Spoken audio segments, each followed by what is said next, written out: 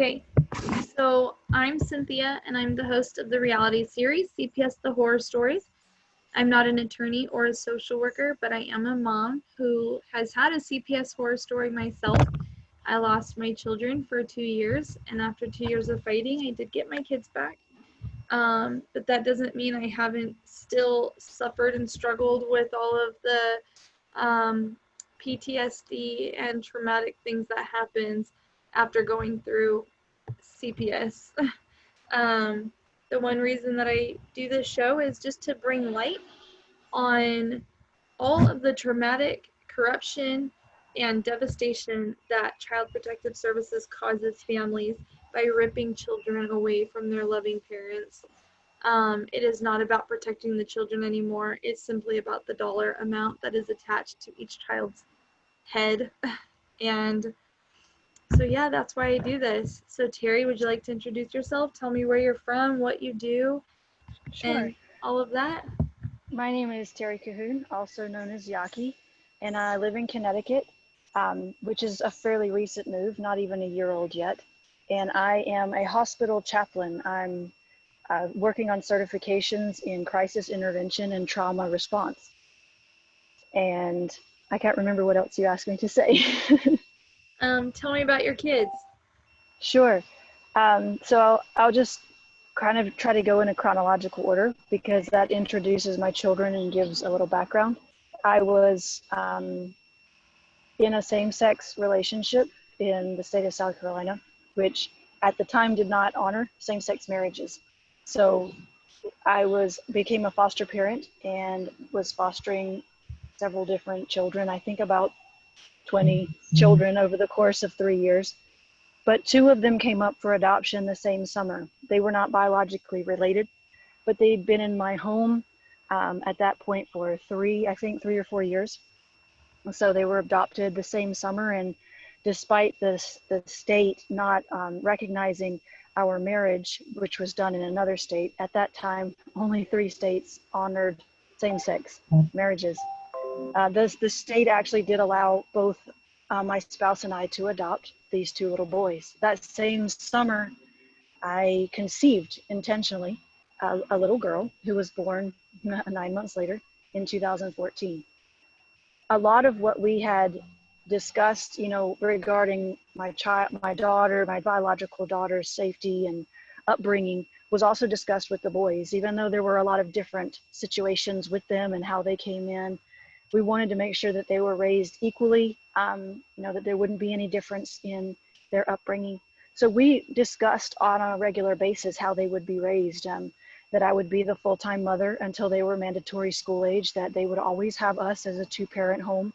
That's something that was very important to us. My spouse coming from a very dysfunctional background and me coming from, a legacy of promise keepers who make it work even if you're miserable. And so we came at it with the same idea that we were going to make it work. In 2016 or 15, when the Supreme Court decided that gay people could be married, no matter what state you live in or where you got married, our marriage became retroactive. So around that time, my daughter, who had only had me as a parent, then became a child of 2 parents by default. So that was the same time when a lot of opportunities opened up for the LGBTQ community, because church denominations and employers and a lot of different organizations were realizing if the federal government recognizes these marriages, we have to recognize these marriages. So my spouse, was able to pursue a career at that point that she had not been able to pursue before. Something that had always been a dream, but until the government decided that we were worthy, then she couldn't pursue the job. So we left and moved 3 states north so that she could go to school. And then she kicked me out. We had moved into temporary family housing for her campus. And we were there for about 2.5 months. And that's how long I had to recover from being a full-time parent for 5+ years. I didn't have any education to speak of. I didn't have a lot of work experience. The closest thing that I had to being recognized was military service.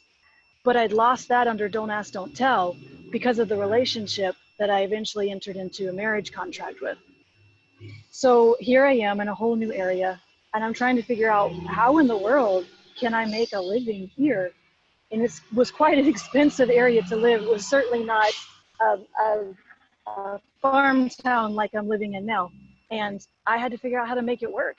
I went to a lot of different agencies and DSS or CPS and all these different acronyms to try to figure out what to do. Like, she's telling me that in a certain number of weeks, when she moves to her campus, that I'm not allowed to live there. What do I do? They gave me a list of women and children's shelters and said, you should probably know about these. So I went and spoke to them, and they all said, if you come here, you're probably going to lose your kids. Our girls don't get to parent their children because they don't have housing. If you can, do what you need to get housing. So I did. And it was nothing short of a miracle. I'm a very spiritual person. I believe in God's intervention in our life. And the way things happened is not anything that I can explain to you in an interview. But I can tell you that I secured housing and I got employment with this amazing flexible schedule. For that, 22 months that followed, I was able to take care of my children. They lived with me mostly. They visited her. They spent every other weekend with her. She took him out to dinner. She, picked him up from school some days. It really was not a bad life, despite the disrespect that led us to that point. So we finally got to court after 22 months, and everything just went crazy. They wouldn't allow people to come in and testify on my behalf. They wouldn't let me speak. If the other person had 20 minutes on the stand, I might get 5. It was just extremely confusing to me. I'd never been in court. I'd never seen anything like this. So I didn't really know how to behave or how to conduct myself. And I don't come from a culture that really prepares me for that type of psychological battle. Yeah. So that was very difficult for me. In the end of this 2-day, very one-sided slander fest, my older son was allowed, not being in the courtroom, to tell things that he thought had happened that had never happened. For example, we had this little cubby in our apartment that was under the stairs, and he decided to sleep in it because he wanted privacy. And he was a young adolescent male, and he didn't really want to share a room with his 2 younger siblings. I get it. And so I said, look, buddy, you've got a bed. It's probably more comfortable, but if you want to sleep in this little cubby, go ahead. When he wasn't sleeping in it, the younger children played, and it was great. Well, we got to court, and they decided that I was forcing him to sleep there, that he didn't have anywhere to live. Just a lot of things like that occurred, and I was just sitting there thinking, wait, what? That's actually not true. But again, I wasn't even allowed to speak. They never asked me about these things. They just said, he said this, and therefore it is, and so therefore that person is bad. Speaking of me. And at the end of the 2 days, I just left shell-shocked. But I had my 2 younger children. They were in my primary care. They took a lot of freedoms away from me. I wasn't allowed to choose their schools because they had been promised Christian education, and they were forced to go to the government schools. So that was a really big hurdle for me to take. I was mocked because I prayed in public. I was slandered because I grieved the loss of my best friend with my children. And it was just a lot of things that happened. And I'm like, what country am I living in here? It just was strange. I couldn't figure it out. But I'm like, look, this is the new abnormal, and I'm going to make it work. So I did. And for 10 months, I was going to school full time. I was working full time. I was raising my 2 younger children nearly full time because my younger at that time was preschool age. And I know I'm not supposed to say foul language, but I was kicking ass at life. Like, I was really making it work. And it wasn't easy, and it wasn't fair, and it wasn't right. And it was really hard on my children. But I did. My older one stayed with the former spouse, and he was healing. He was doing a lot better because his past life had really introduced him to a lot of trauma. What she had done by kicking out his mother, really his second mother, really sent him back many, many years. But he was healing in that season. And my younger children seemed to be generally happy. And then we got back into court in the spring of 2019, when my spouse, a former spouse, had finished the academic program we had moved there for. She wanted to go back to court, and she had gotten a job 8 hours away. She had finished school. She bought a house in this other state, and they just gave her everything. They said, okay, all 3 children are yours. You can move 8 hours away. And I was given 1 weekend a month with my children. Well, I'm thinking, oh, no, that's not happening. So I moved. In less than 1 week. I got everything ready, and I moved to the very town 2 miles away from where she was moving to. And so when we got back for that, I guess after you go to court, they bring everybody back in to re-traumatize them, to make sure that the judge has an opportunity to read whatever garbage she has to say. And you can kind of get my opinion on that from my statements I see. And she gave my kids away. I was, again, lied about, said that I had left my children unattended with the older child, which had never happened. In fact, I told them, I said, Your Honor, I've never left my children at home alone with him. I've never left my younger children in the same room with him. If they move into the room where he's at, I turn off the burner, I put down what I'm working on, and I am on their heels. I said, there's a lot going on with him. He needs an evaluation. He needs help. He is not doing well emotionally, et cetera, et cetera. They wouldn't listen to anything. They forced me to pay for a psychological evaluation in order at that point to have my children spend the night. Mind you, that was only 1 week. They sold my children, and then 1 week later, they changed everything because I planned to move to Connecticut, to where the spouse was taking the children. Again, it was 8 hours. Like, if I'm only going to spend a weekend with them, I have to take a weekend off per month, and I have to have a minimum of 16 hours travel time on the weekend I'm spending with them. Like, there was no way to make that work. Even with a really great flexible job like I had, it wasn't going to work. And so I moved, and they basically made me look like a complete moron because I wanted to live near my children. And so now, after nearly a year, I live 2 miles away from my children. I see them every other weekend, and they're allowed to, my 2 younger children are allowed to have dinner with me once a week for 3 hours. And that is the only court allowed time with them. When I pick them up on Saturday morning, we spend time together, we have a great time. And then when it's time to get ready for bed, I have to take them back to the person who kicked me out only 4 years previous. Now, let me give you a little bit more detail. She's not related to any of these children. She was not really a part of their lives, but she was very great financial supporter until she kicked me out. And then all of a sudden she had this interest in the children. And now all of a sudden she has primary custody of my biological daughter and the 2 little boys that I fostered and adopted. I can't tell you what happened, and I really don't even bother with why. But my goal right now is dealing with the how. How do I respond to this, and what do I do about it? So when I saw your channel, I found out through my friend Brad, because his story is terrible, and I've walked through some of that journey with him. And when I saw his interview, I thought, I wonder if they've ever interviewed any LGBTQ people, because a lot of what I see are men who abused women who then stole the children. And in Brad's case, we see a female who abused the children and then stole the children. And both of those, you can look at them and say that there's some kind of a gender specific matter going on, but how do you represent my case? Because you have 2 females, and you had 2 female attorneys, and you had a female judge. How did they come up with the crazy decision that they made? And how were they able to accept hearsay and slander, and nobody could do anything about it? Honestly, it sounds like a money thing to me. It sounds like the person with the money won. That's true. I mean, I've never had any money. I was a junior enlistee before I married her. I was a full-time parent. I've never had any money to speak of, and I don't come from money. And the strange thing is, at that time, she was a full-time student, as was I.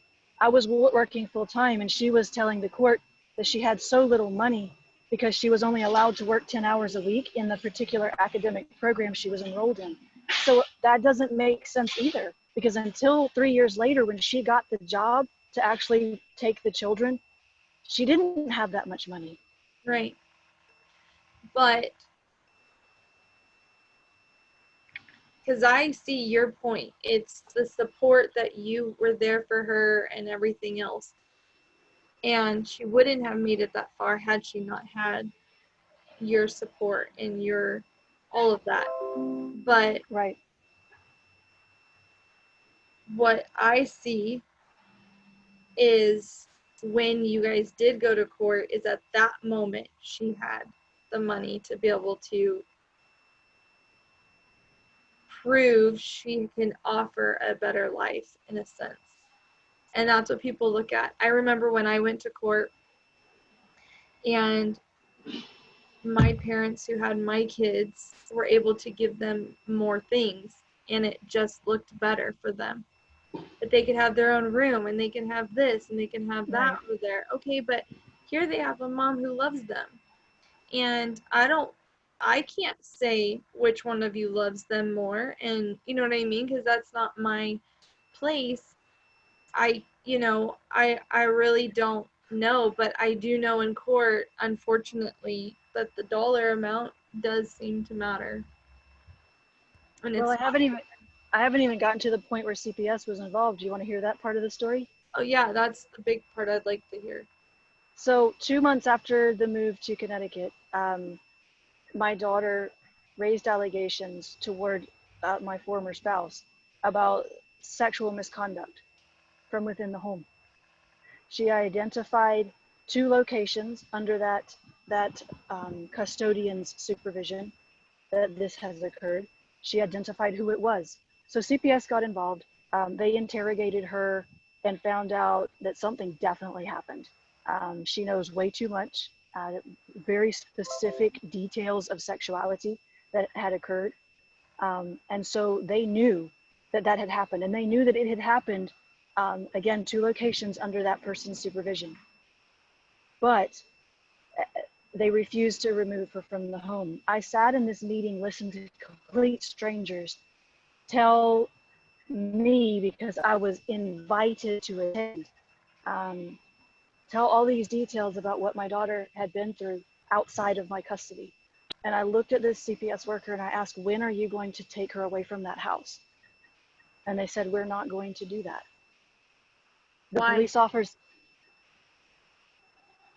because they had decided that while she had been through that, that they could not convict, I think is the legal term. They could not convict the person who had done it, who lives in the house. And they knew that it was serious enough that they put that person in sexual therapy. But they still refused to take her out of that house. And to this day, 10 months later, she is still living with that person, regularly seeing that person who was Is that accused. person an adult? No, It's another child? that person is another minor. It's not one of your children, though? I'm not sure I should answer that question. Okay, is it somebody who can do the same thing under your supervision? No, because I told the judge that has never happened and that will never happen. I have never left my children alone. Not once.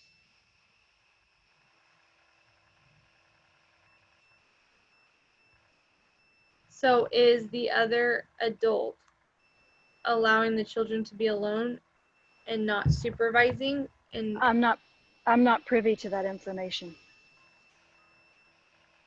what would you assume is happening to be able for this abuse to be able to happen to your daughter? Ask that again, please. What would you assume? It's an assumption, so it does not make it a fact or a truth or anything like that. What would you assume is happening being allowed to happen, for the abuse to be happening to your daughter? They are telling her that it's no big deal. They're telling her it didn't happen. They're telling her that it's okay. They're basically But I'm training my saying, daughter to become a sexual assault victim. but I'm saying, in your assumption, how is this even being allowed to happen if another minor is assaulting another minor? How is it happening? Because the only proof that they have is a 6-year-old little girl's words. They don't have video. They don't have witness. The person who is accused won't admit to it. And even though they know that there's a history of some real scary stuff, they've had testimonies that have come in from out of state to tell them, you really need to look into that. And they put that person in sexual therapy, but they still won't protect the child. And when she's at my house, she says things like, she gets upset, you know, as children do, about little things. You're not listening to me. Or when it's time to go and they realize that it should be time for bath time and bedtime stories, they say, how come I can't stay with you? How come I have to go and people be mean to me? I've had claw marks on the back of my neck from my little girl clinging to me because she doesn't want to go. Does But does she have more time with you or more time with the other mom? They do not refer to the other person as mom, and they have more time with the custodial person because I only get every other weekend and 3 hours per week. I would like to point out to you, ma'am, I'm an Air Force veteran. If you want to run a background check, you'll find nothing. I've never committed a crime. I have a speeding ticket from DC because of those stupid cameras. They get you. Those cameras will get you. That's it. I promise you. There's nothing. I've never done drugs. I've never had an alcohol problem. I work with people who have these types of addictions and I walk through their journey. It's never been my issue, but they treat me the same way and sometimes worse than the people I work with. Yep. Does the other custodial parent have anything on her record? No. The only deciding factor I can truly think of right now is money. Truly. Well, again, one thing that doesn't make sense is at the time that they sold my children, I probably had more money. Not a whole lot, and definitely below the poverty line as a full-time student. However, money could also play a factor, should definitely play a factor now. But I really believe God is opening doors. A lot is happening, and that could change. But how do you recover from that type of abuse? Because when you move from state to state, they refuse to listen to the story. They really refuse to care about anything that happened or wasn't heard by the other court system.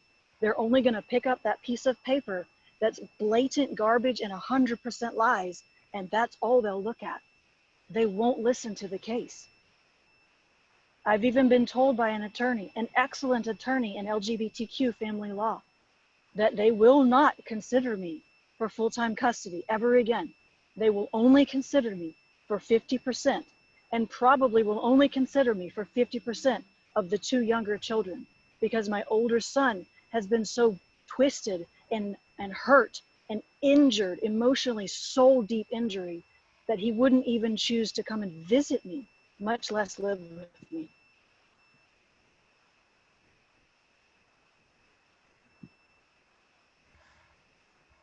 What I see is not just a money issue; it's a power issue.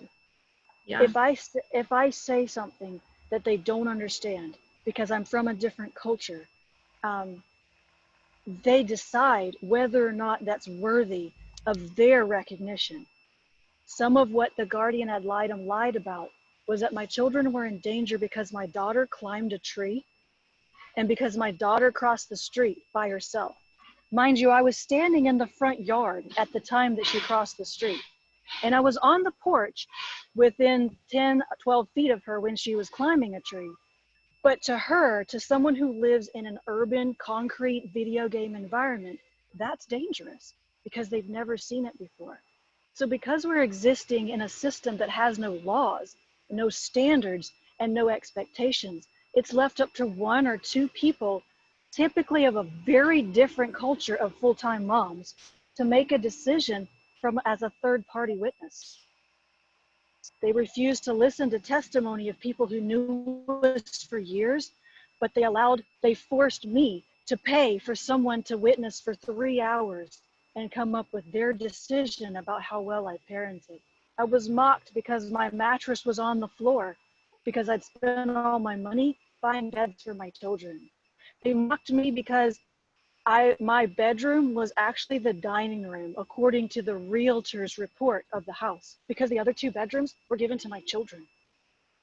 To you and to me, and to a lot of people in a global standpoint, that's really not a big deal.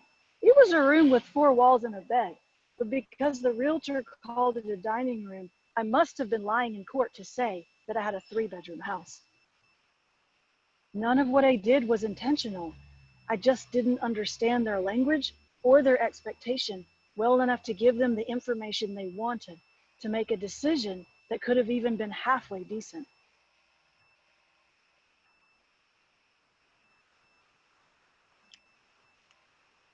I totally understand. Like I said, when I was in court and I was told I can't rent a room from anybody, my children who are still very young and still actually like to sleep with me must have their own beds, can't sleep with me, have to have their own rooms, have to have their private areas. I mean, it's just like, what did people do in the old days? And it wasn't even that long ago when there were 10 kids in a 3-bedroom home or 2-bedroom home, you know? Right. And like you said, my kids climb trees, they climb fences, they climb anything. I have a boy, he's everywhere. My daughter is a tomboy, she does all of the same things.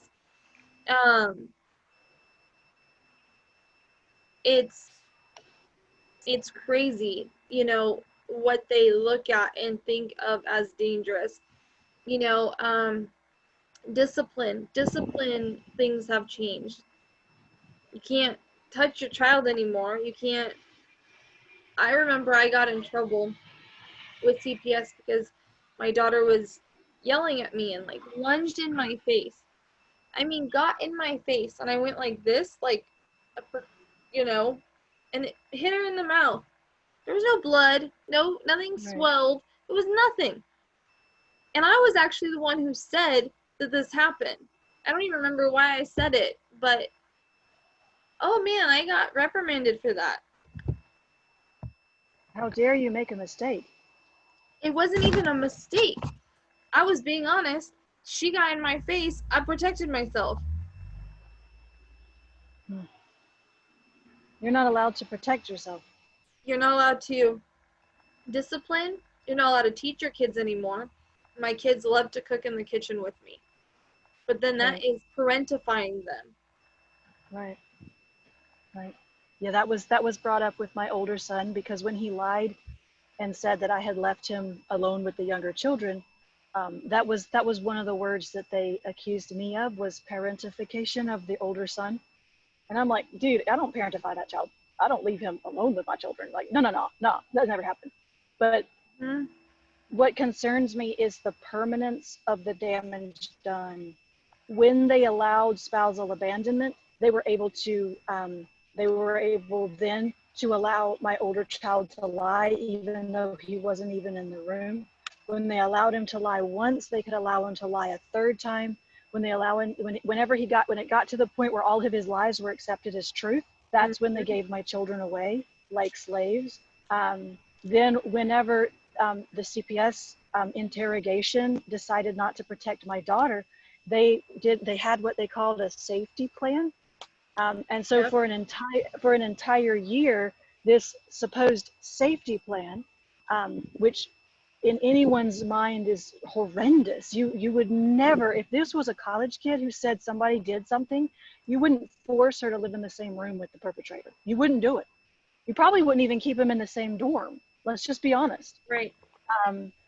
But because of those lies and because of what CPS did with their quote unquote safety plan, when the other parent got COVID and I didn't have COVID, they tested all 3 children and found out none of my children had COVID, but they were forced to live in a COVID positive environment because of the safety plan. I wasn't even allowed to apply for what they call emergency ex parte custody review. Basically saying, Judge, I know what you're looking at, but look at this right now, COVID positive, not COVID positive. Let the kids come to my place and stay there for the 14 days of quarantine. But no, because of what CPS did, it takes effect. Like every step that they take is so permanent that you can't adjust, you can't fix it, you can't even tweak it when it's absolutely necessary. No room for it. I think that's what scares me the most. I've been working with a lot of erased moms on Facebook, which I'm quite sure I found you through Protective Parents Organization, which is how I know Brad. And I hear so many worse stories than mine. And I think as a gay woman, I feel the need to speak to you and to others and say that it's not just a gender issue. It is affecting everyone. It is affecting the LGBTQ community. We fought for years to even have the right to get married.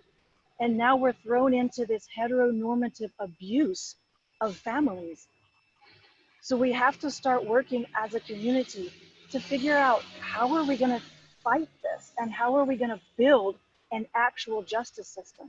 Because what we have right now is not justice. No. Do you have thoughts on how to make any changes? I'm not a lawyer. I don't understand lawyers. They actually terrify me. They put me in trauma mode every time I hear the word. I don't understand that. And I think that's part of the problem. Just like our political system, nobody really understands it. We're just given just enough voice that they can say, we chose this. But in fact, none of us understand it. So how can we be represented as choosing it if we don't even understand what's going on? It's like being in another land with another language. We can't communicate. I was going to say that. Do you think that your case would have been different had you and the other person been able to just communicate? No, because the other person's expectation was abusive. Such as? You have 2.5 months to recover from having no education and no employment. Go get a job in a street hustle job where you can support 3 children in the 3rd most affluent metropolitan area of our nation. That's not possible. I mean, I kind of sort of pulled it off, but I had to do a lot of strange things like sleep on the couch because my kids had their room. And later I put a mattress on the floor and used the dining room as a bedroom. But just in comparison, it's all about culture. It's about taking one person's definition of okay and acceptable and lifestyle and deciding that that's what the way everyone should live. And to be honest with you, that's the same problem the LGBTQ community has been fighting for years. This is the way it's always been, so this is the way it always has to be. Actually, no, because love is love no matter how you how you choose to define it. Well, we've gotten over that hurdle, but now we're facing it in a whole other department. It's the same problem. The way that I live is not wrong. It's just different. Right. No, I agree. I mean, I think we all have our own way of living. Why is there a department that decides to tell us, no, this is the one and only way? And if you don't do it this way, you're wrong. You're different. You're Yes. Inferior. Yes. So I have a lot better life now. than I did when all of that occurred. I have a much bigger house. I have a pet rabbit. Sorry, I cannot introduce you right here and now. He's a great little pet rabbit. Um, and I have these empty bedrooms and empty beds. And my kids come, the younger two will come and spend time with me, and they play in their rooms, and we, they lay on their bed, and then they ask me at time to go. They're like, why can't I sleep here? And I'm actually not allowed to teach them that you come from a family that keeps promise.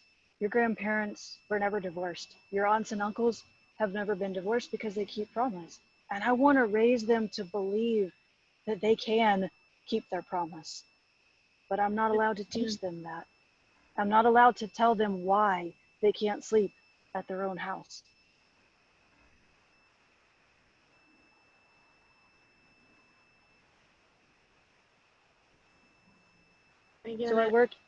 I work in spiritual care and in mental health.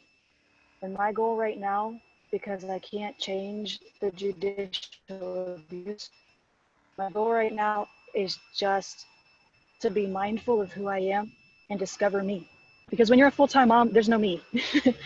and when you're unemployed, there's no me. So I'm discovering who I am. And I'm trying to reach out to moms and dads and let them know that no matter how far down they push you, you can get back up again. Your life might not be right, but that doesn't mean it can't be good. I agree. And I appreciate your voice. Your stories are really hard to hear. Some of them I can't, some of them I listen to in 10 to 12 minute segments. Yeah. Because they're hard. I know. They're really hard to listen to.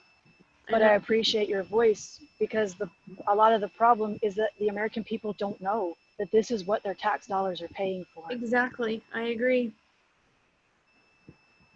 Well, I appreciate you coming on and sharing, and I'm sorry that I don't have more advice for you. I wish that I did. I wish I knew. I don't know the law system either. I don't know if you'd be interested, but you can ask my assistant when we're done about the radio show, and it's ran by an attorney, and you can ask him. That'd be awesome. Yeah. I'd really like some legal advice, because I feel like I said, every mistake that they make is so permanent that it's designed not to be fixed. Well, I would love some advice from people who still have hope that there can be a fix. There we go. Then ask him. He's a family law attorney, and he also fights CPS. So ask her for that info, and she'll get it to you. Yep. I believe that everything we do should be to glorify God. That's my personal faith perspective. And I think that if you keep interviewing people and keep allowing people to tell their stories, God is glorified in the midst of all of our pain. And I don't know if there's a fix, but I do believe that there's a hope. And I think that together we can find a way to move forward in a peaceful and mindful way. That's my hope, and that's my prayer. Agreed. Well, I thank you, Teri, for coming on and sharing your story. And I'm sorry to hear, it is hard to hear, and it's hard because, like I said, I don't always know what to do or even to offer advice, but I'm glad that I can be an ear for people and let them just share. Thank you. You're welcome. Okay, get that info from my assistant. Peace. All right, bye.